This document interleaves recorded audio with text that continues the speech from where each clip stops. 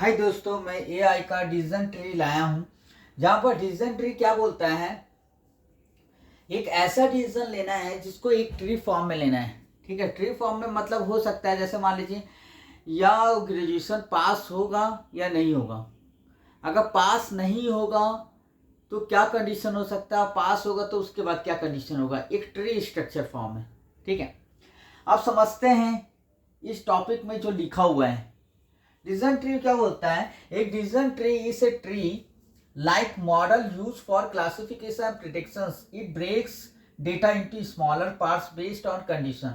मतलब क्या बोल रहे हैं कि एक प्रकार का हमारे पास क्या है, एक मॉडल दिया गया है और उस मॉडल के थ्रू हम लोग क्या करते हैं, डिवाइड करते हैं। जैसे फॉर एग्जांपल के लिए हमारे पास इनकम का मॉडल दिया गया। इनकम को हमने क्या किया, अगर मान लीजिए इनकम में हमारा देखना पड़ेगा लोन मिलेगा कि नहीं। ठीक है, या तो यस या तो नो होगा। अगर नो होगा, इनकम कम है, लो है तो रिजेक्ट हो जाएगा। अगर यस है तो हाई है तो इनकम, तो यस क्रेडिट स्कोर चेक किया जाएगा। अगर क्रेडिट स्कोर बैड है, खराब है तो रिजेक्ट, अगर अच्छा है तो अप्रूव हो जाएगा फॉर लोन पर्पस के लिए।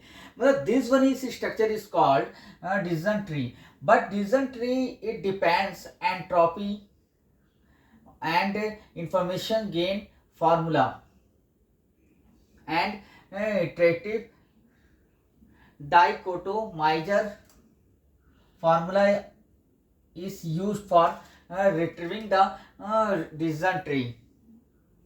जस्ट हम लोग समझते हैं क्या होता है एंट्रोपी। क्या होता है, अगर मान लीजिए माइनस एंट्रोपी है ना, P I log two B.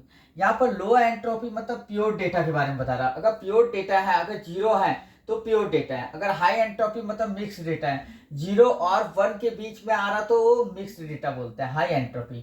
ठीक है, यहाँ पर मैंने दे दिया है पी आई मतलब प्रोबेबिलिटी ऑफ क्लास कैटेगरी। एक कैटेगरी का प्रोबेबिलिटी बताता है, संभावना बताता है पी आई का। ठीक है, लॉग टू बेस बताता है टू लॉगरिथम का। प्योर डेटा जीरो होगा, mix data zero and one होगा। अगर इक्वल मिक्स है तो वन बताया जाएगा। This one is details for details, this is details to formula का, है ना। फार्मूला को मतलब ये डिटेल्स किया गया है, डिटेल किया गया है एज फार्मूला के अनुरूप, है ना, एज फार्मूला के according. Information gain, information gain क्या मतलब होता है, major how well on attribute split data.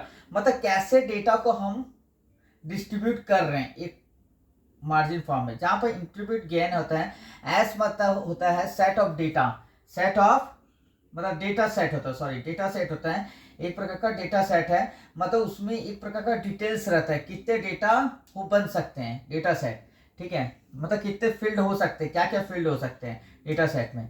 ठीक है, और ए मतलब हो गया आपका एट्रीब्यूट।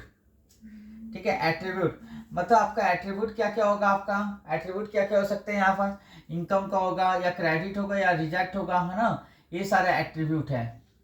अब सबसेट आफ्टर स्प्लिटिंग मतलब जब डेटा को डिस्ट्रीब्यूट किया गया है तो उसका सब पार्ट क्या बना है, एसवी सबसेट। ठीक है, और एसवी अपॉन एस मतलब weight, total number of subset का क्या हुआ है, एसवी के उसमें हम लोग वेट निकालते हैं। ठीक है, मतलब सारे जो डिटेल्स हैं डेटा का, सारे डिटेल्स में टोटल नंबर ऑफ, ये क्या हो गया आपका टोटल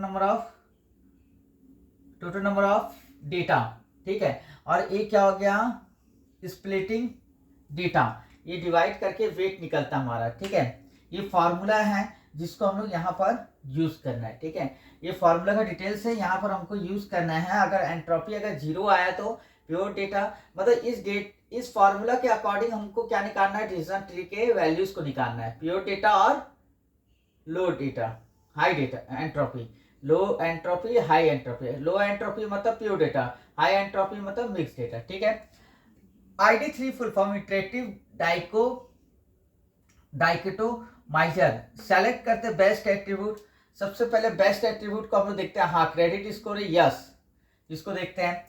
फिर क्रिएट करते हैं रूट नोड, मतलब हम लोग क्या करते हैं, एक रूट नोड को सेलेक्ट करते हैं, सेलेक्ट करते हैं बेस्ट एट्रीब्यूट, मतलब क्या बेस्ट एट्रीब्यूट हो सकते हैं।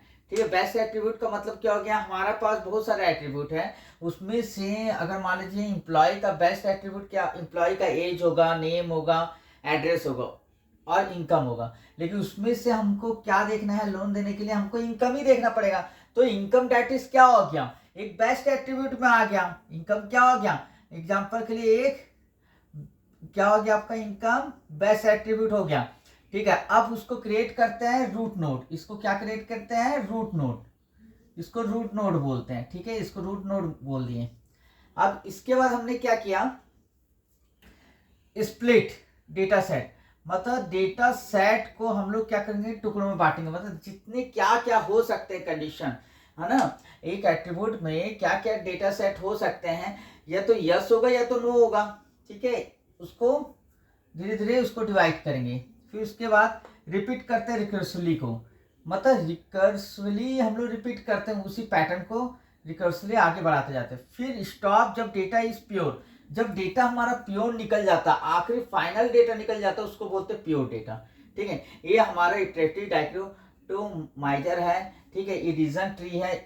इस मेथड के थ्रू हम लोग डिसीजन ट्री में हम लोग क्या करते हैं, प्योर डेटा निकालते हैं, मिक्स डेटा निकालते हैं, है ना, हाई एंट्रोपी निकालते हैं। ये है तरीका।